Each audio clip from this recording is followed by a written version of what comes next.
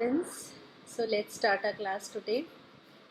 I hope आप लोगों ने सिवाय आकाश के मेरे ख्याल से किसी ने भी कमेंट सेक्शन में उसका ट्रांसलेशन नहीं करा है. तो I would request all of you, rather I would ask all of you कि आप लोग उसका ट्रांसलेशन करके और डालिए ताकि मैं करेक्ट कर सकूँ. So guys, now let's start with the subject. You are all cordially invited to attend the book release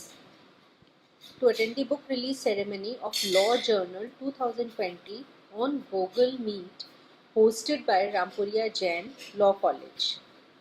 Time sharp 12:30 p.m. Silence is required. For booking, payment through check, draft, etc. Condition: discount for law students, research scholars, etc. ये same invitation card है और ये same invitation card मैंने एक यहाँ पे भी बनाया है. इस इनविटेशन कार्ड को के थ्रू मैं आप लोगों को बताना चाहती हूँ कि जब आप लोगों का जो ये लीगल लैंग्वेज और इंटरप्रिटेशन है, इसमें बेसिकली लैंग्वेज का रोल सबसे ज़्यादा है.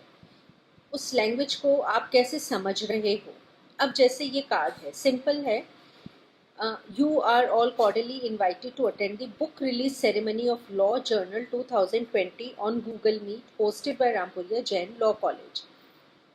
इसका आप कुछ और अर्थ निकाल ही नहीं सकते हो. इसका सिंपल और सरल भाषा में यही अर्थ है कि एक बुक रिलीज सेरेमनी हो रही है, रामपुरिया जैन लॉ कॉलेज उसको होस्ट कर रहा है और गूगल मीट पे उसका आपको दिखाया जाएगा. आप चाहो तो उसको गूगल मीट पे अटेंड कर सकते हो. सिंपल लैंग्वेज है, जो लैंग्वेज कही गई है वही लैंग्वेज आप लोग समझ रहे हो.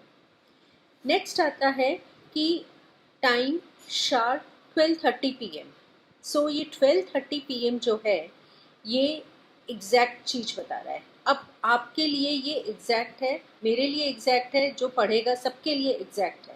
तो शार्प 12:30 PM ये गूगल मीट पर ये सेरेमनी शुरू हो जाएगी और आप लोग इसे अटेंड कर सकते हो. इसका कोई और अर्थ आप नहीं निकाल सकते हो, कोई और इंटरप्रिटेशन नहीं एग्जिस्ट करता है इस लाइन का. Silence is required. एक आपको नोट दिया गया है, साइलेंस इज रिक्वायर्ड, यानी आप लोग अपने फ़ोन का माइक ऑफ करके रखिए.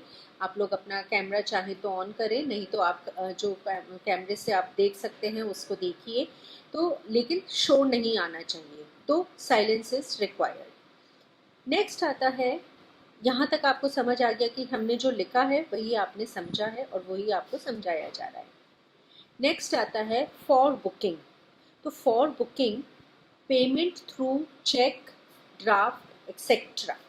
ये एक्सेट्रा शब्द आना, ये एक्सेट्रा शब्द जो आया है, इससे ये साफ पता पड़ रहा है कि चेक के थ्रू भी हो सकता है, ड्राफ्ट के थ्रू भी हो सकता है, या आप उसको ऑनलाइन कर सकते हो, या आप उसको कार्ड से कर सकते हो, आप उसको कैसे भी पेमेंट कर सकते हो. एक्सेट्रा में उसने क्लॉज छोड़ दिया, एक्सेट्रा में उसने आपकी थिंकिंग कैप्स चालू करवा दी कि अब आपके पास ऑप्शंस हैं. चेक से कर सकते हो, ड्राफ्ट से कर सकते हो, लेकिन इसके अलावा भी ऑप्शंस हैं, आप उन्हें अवेल कर सकते हो. तो ये दो ऑप्शंस पे रिस्ट्रिक्ट नहीं किया गया है. यहाँ आकर के आपने अपना लॉजिक लगाया है, आपने अपनी थिंकिंग कैप ऑन करी है. आपको ज़रूरत पड़ी है कि यहाँ चेक सोचेंगे कि ड्राफ्ट सोचेंगे, या हम सीसी सोचेंगे कि हम यहाँ पर डीसी सोचेंगे, या यहाँ पर हम किस तरह का ऑनलाइन कोई भीम या पेटीएम या किससे पेमेंट करेंगे. You have all the options open. उन्होंने यहाँ दो ऑप्शंस दिए हैं. तो यहाँ आपने लिटरल इंटरप्रिटेशन ना करके इसका लॉजिक ढूंढा है.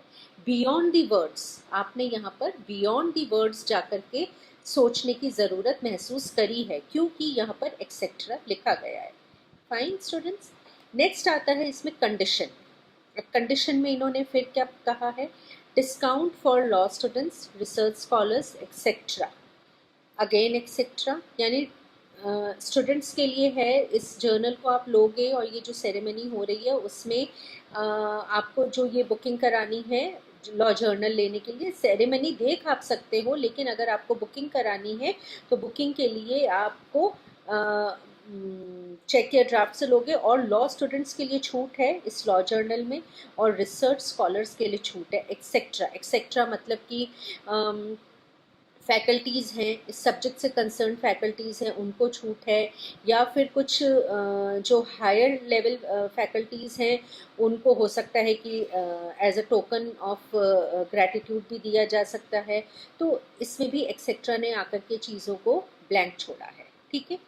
अब ये चीज़, ये पूरा जो लिखा गया है ये है एक डॉक्यूमेंट, लेकिन ये डॉक्यूमेंट, क्या आप इस डॉक्यूमेंट को लीगली इम्पोज कर सकते हो? क्या इस डॉक्यूमेंट की कोई लीगल लायबिलिटी बनती है? इस डॉक्यूमेंट की क्या कोई लीगल लायबिलिटी बनती है? आप लोग बताएंगे? नहीं। ये डॉक्यूमेंट एक सोशल इनविटेशन है, एक सोशल एग्रीमेंट है, या एक सोशल प्लेटफॉर्म पे आपको इस डॉक्यूमेंट के थ्रू इनवाइट किया जा रहा है। ये फंक्शन नहीं होता है, आप इसे नहीं अटेंड करते हो, आप इसको नहीं खरीदते हो, कोई आपके ऊपर लीगल बाइंडिंग नहीं है। ये एक सोशल इनविटेशन है। सोशल इनविटेशन एक लीगल डॉक्यूमेंट नहीं है, लेकिन एक डॉक्यूमेंट ज़रूर है। ये एक डॉक्यूमेंट ज़रूर है। कुछ भी चीज़ जो लिख दी गई है, जो रिकॉर्ड कर दी गई है, जो लैंग्वेज में, वर्ड्स में लिख दी गई है, जो नंबर्स में लिख दी गई है, जो कैरिकेचर के थ्रू बना दी गई है। कैरिकेचर आप लोग अगर जानते हो तो कैरिकेचर होता है मेकिंग ऑफ कार्टून। तो जैसे कोई कार्टून के थ्रू आपने कोई चीज़ कन्वे कर दी है, तो वो भी डॉक्यूमेंट होता है।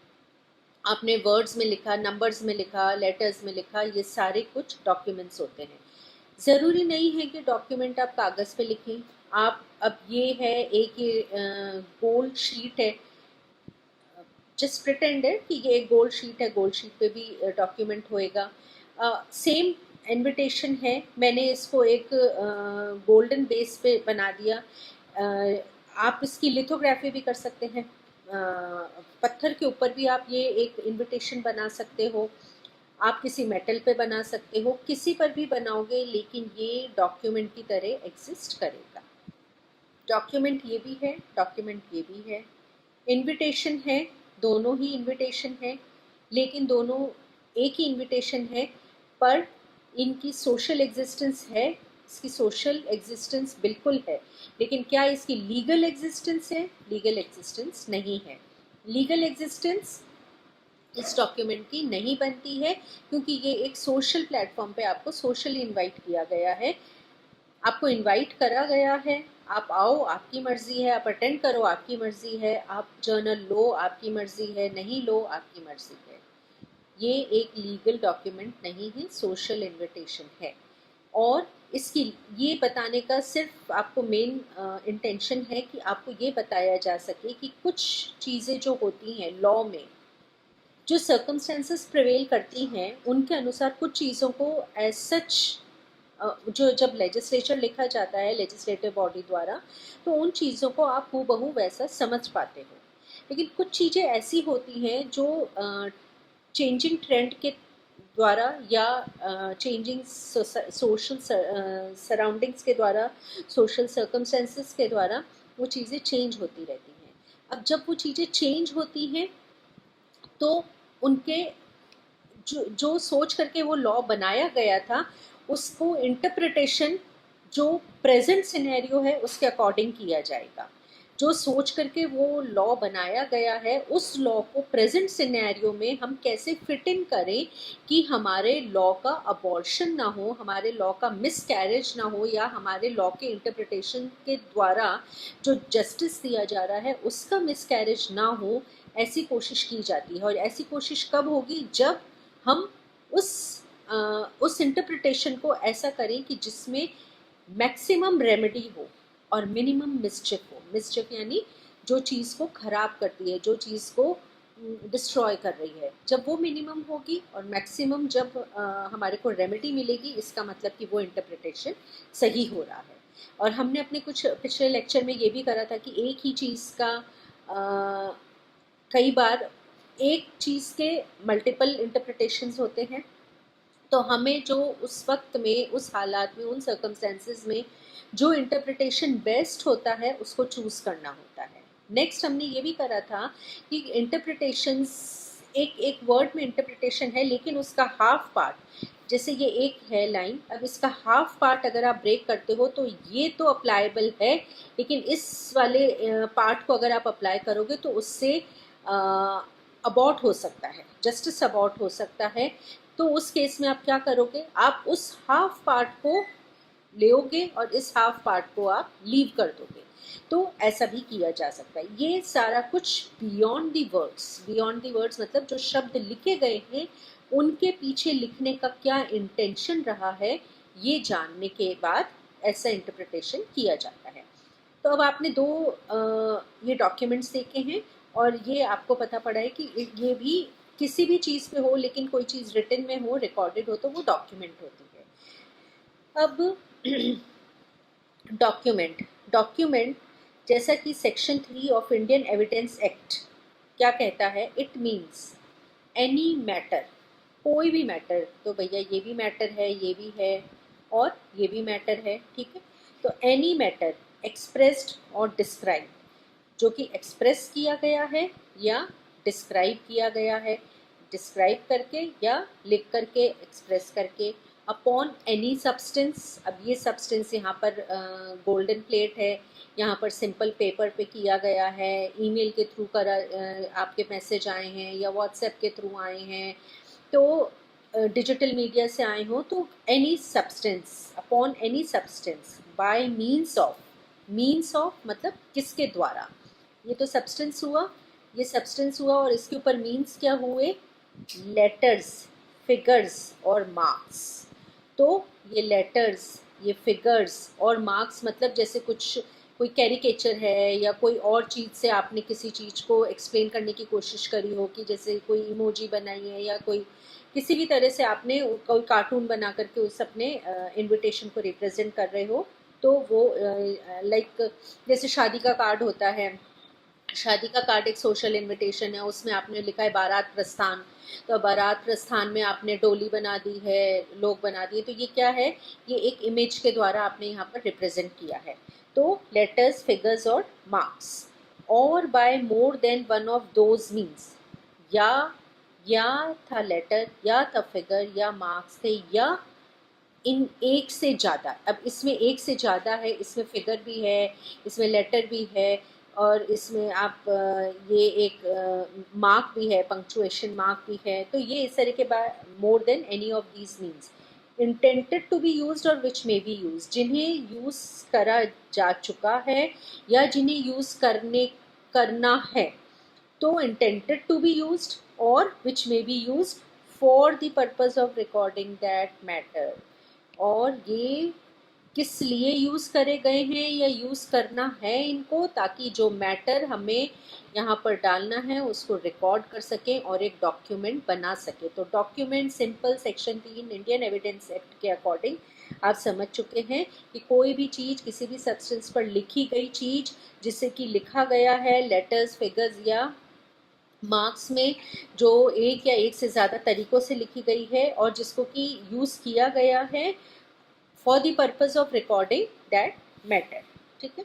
इसी तरह से एक और डेफिनेशन एग्जिस्ट होती है इसकी डॉक्यूमेंट की, section 3 of general clauses act of 1897। ये section 3 of general clauses act of 1897 क्या कहता है कि सेम है, जो यहाँ लिखा है सेम वही चीज़ है, मैटर है, एक्सप्रेस है, डिस्क्राइब्ड है, सब्सटेंस है, लेटर्स, फिगर्स, मार्क्स हैं, वन और more than one of these है, intended to be use for recording that matter. सिर्फ एक चीज़ इसमें एक्स्ट्रा है और वो है राइटिंग। तो इसमें राइटिंग आई है, बाकी वर्ड्स प्रिंटेड, लिथोग्राफ्ड और फोटोग्राफ्ड, इसमें आपका एक्स्ट्रा सिर्फ राइटिंग होता है। राइटिंग मतलब लिख करके, इसमें जैसे एक्सप्रेस और डिस्क्राइब्ड है कि आपने एक्सप्रेस करा है उसको। एक्सप्रेस आप किसी भी फॉर्म में कर सकते हो, कैरिकेचर के फॉर्म में कर सकते हो, ड्राइंग के फॉर्म में कर सकते हो, पिक्चर्स पिक्टोरियल प्रेजेंटेशन कर सकते हो आप। लेकिन वो इसमें और जनरल क्लॉजेस एक्ट के उसमें डिफरेंस है कि जनरल क्लॉजेस एक्ट में राइटिंग में आ जाता है। फिर है तो राइटिंग में है, वर्ड्स प्रिंटेड है, लिथोग्राफ्ड है, फोटोग्राफ्ड है, मतलब फोटोग्राफ्स भी आती हैं। फोटोग्राफ भी डॉक्यूमेंट में आता है। जैसे आपने लड़के लड़की की फोटोग्राफ डाल दी, न्यूली बॉर्न बेबी है या बेबी शावर का फंक्शन है, उसका इन्विटेशन है, तो न्यूली बॉर्न बेबी की आपने पिक्चर डाल दी, तो ये भी डॉक्यूमेंट में आएगा। अब मैप और प्लान, जैसे आपने घर का इनाग्रेशन है, हाउस इनाग्रेशन है, उसका आपने कोई फंक्शन करा है और आपने यहाँ पर तो इनविटेशन लिखा है और यहाँ पर आपने उसका ये एड्रेस डाला है कि ये इस गली से जाके, लेफ़्ट से जाके, राइट जाके, और ये आपने एक तरह का मैप बनाया है। तो ये जो मैप है या जो ये प्लान है जो आपको इनवाइट करने के लिए आपने बनाया है, ये भी डॉक्यूमेंट में आता है। नेक्स्ट है N inscription on metal plate और स्टोन। तो इंस्क्रिप्शन हो, लिखा हुआ हो, कैसा भी हो, पत्थर पे हो, स्टोन मेटल प्लेट पे हो, तो ये सारी चीज़ें जो है डॉक्यूमेंट में आती हैं। लेकिन अब इस डॉक्यूमेंट को हम लीगल कैसे बना सकते हैं, लीगल डॉक्यूमेंट कैसे होता है, ये बनता है। उसके लिए लीगल डॉक्यूमेंट ये नहीं, जो सोशल इन्विटेशन है they are never legal documents, ये आप एक चीज़ ध्यान रख लीजिए। जो सोशल एग्रीमेंट्स हैं, सोशल प्रॉमिसेस हैं, जैसे आज एक हस्बैंड वाइफ को प्रॉमिस करते हैं आज शाम को डिनर चलेंगे। अब अगर वो डिनर नहीं जाते हैं तो इसके लिए वाइफ ये नहीं है कि कोई केस कर देगी, क्योंकि ये कोई एक इसकी कोई लीगैलिटी नहीं है, ये कोई एक लीगल एग्रीमेंट नहीं हुआ था उनके बीच में। तो ये एक सोशल एग्रीमेंट था और सोशल एग्रीमेंट कभी भी इन्फोर्सेबल नहीं होते हैं। लेकिन सोशल एग्रीमेंट्स डॉक्यूमेंट ज़रूर होते हैं, और डॉक्यूमेंट कब लीगली इन्फोर्सेबल होता है ये हम अब पढ़ेंगे। एक होता है नेगोशिएबल इंस्ट्रूमेंट एक्ट। नेगोशिएबल, एक सेकेंड आपको मैं यहाँ लिख देती हूँ, ये आप थोड़ा सा टर्म याद कर लीजिएगा। नेगोशिएबल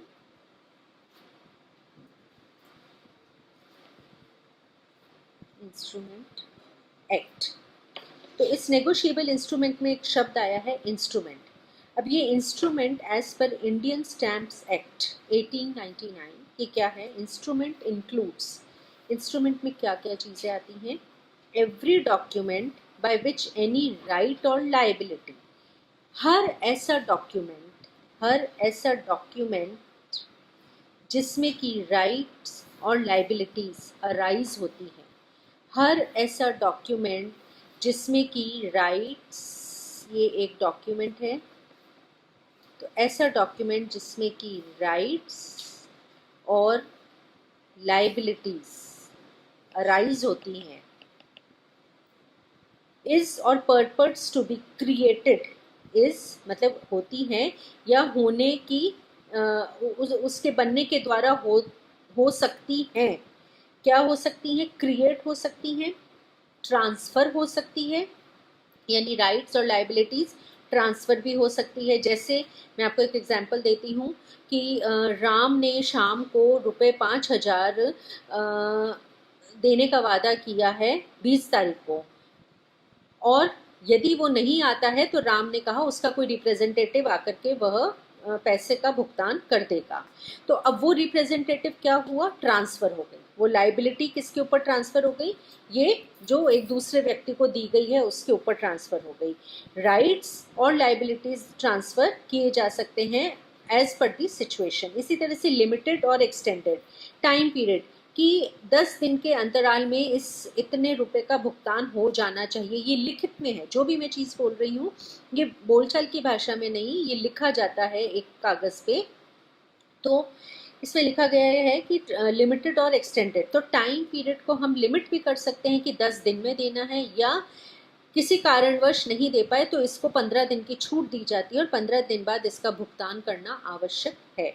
तो एक्सटेंड भी किया जा सकता है।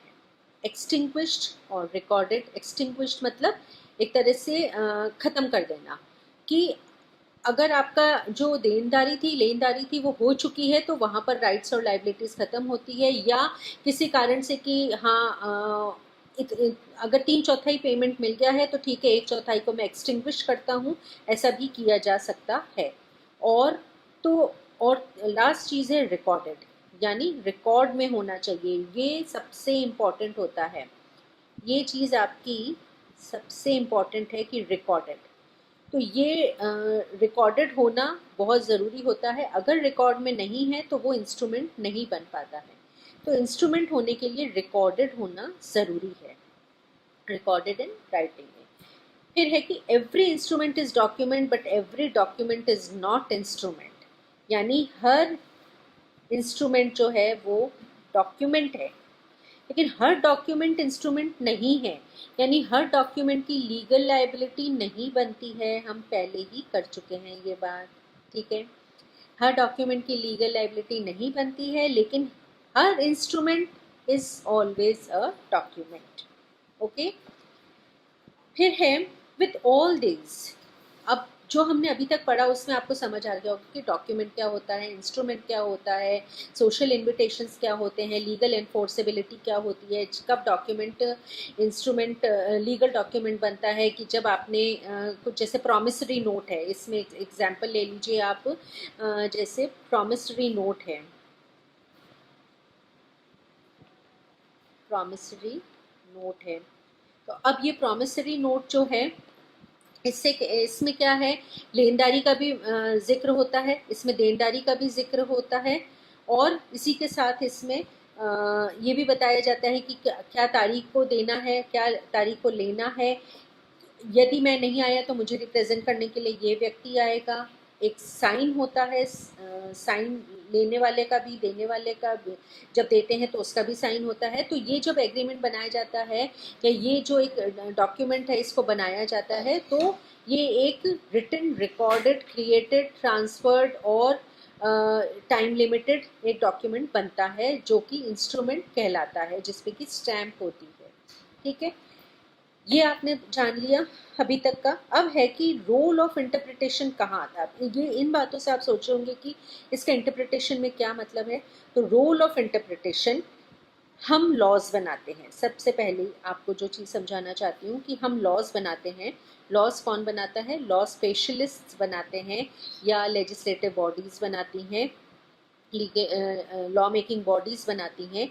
ये जो लॉ होता है ये बनता कैसे है? लिखा जाता है, कोई चीज़ है उसे लिखा जा रहा है। लैंग्वेज, लैंग्वेज जो है वो एक्सप्रेस्ड फॉर्म में होती है।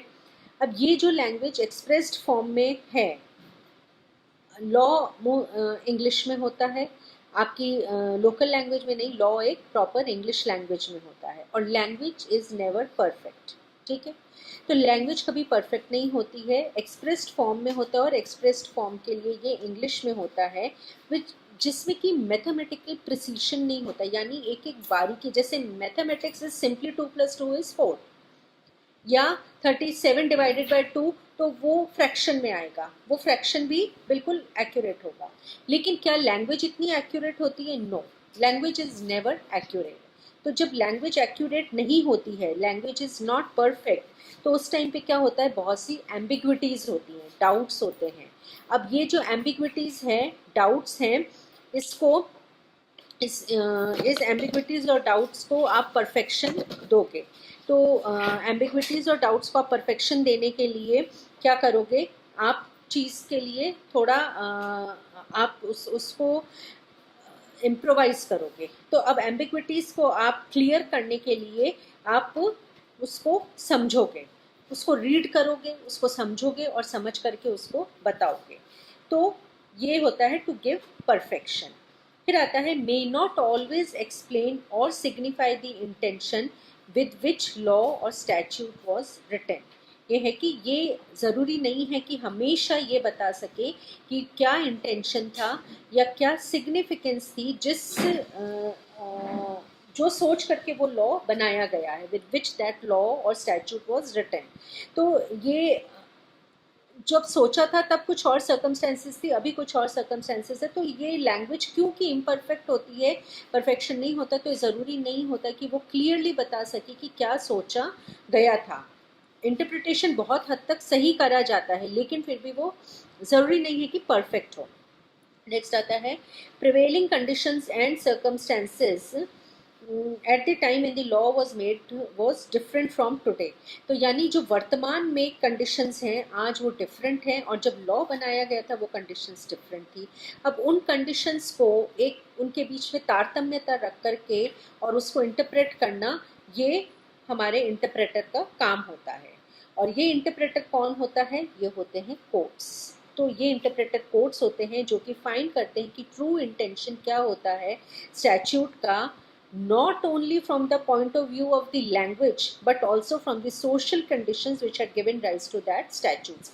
यानी खाली लैंग्वेज को वो लैंग्वेज की तरह इंटरप्रेट नहीं करते हैं, लैंग्वेज को सोसाइटी के साथ जोड़ करके वो उसका इंटरप्रिटेशन करते हैं, so that it can give rise to the real sense to justice. अब मेन टास्क ऑफ कोर्ट क्या है? मेन टास्क ऑफ कोर्ट, अब आपने इसके अनुसार समझ लिया, finding and applying true intent of legislature. मतलब लेजिस्लेचर का ट्रू इंटेंट फाइंड करना और अप्लाई करना, और सप्रेस करना मिसचिफ को। मिसचिफ को अगर सप्रेस नहीं करते हैं तो उससे इंटरप्रिटेशन का सही आपको अर्थ नहीं पता पड़ेगा। आपको क्या लॉ बनाया गया है वो आपका अबॉर्ट हो जाएगा, मिसकैरेज हो जाएगा। तो उसको रोकने के लिए मिसचिफ को सप्रेस किया जाता है और रेमेडीज़ को एडवांस किया जाता है। यानी रेमेडीज़ को और ज़्यादा से ज़्यादा कैसे हम रेमेडी दे सकें, फ़ायदा पहुंचा सकें, सोशली ऑब्लिगेशन को हम कैसे अच्छे तरीके से निभा सके, क्योंकि ये सोशल कंडीशंस को ध्यान में रख करके स्टैट्यूट बनाया जाता है, लैंग्वेज प्लस सोशल कंडीशन। तो आई होप आपको आज का ये लेक्चर समझ आया होगा। नेक्स्ट हम इसी को थोड़ा सा लेते हुए आगे हम लिटरल और लॉजिकल इंटरप्रिटेशन करेंगे। Thank you students.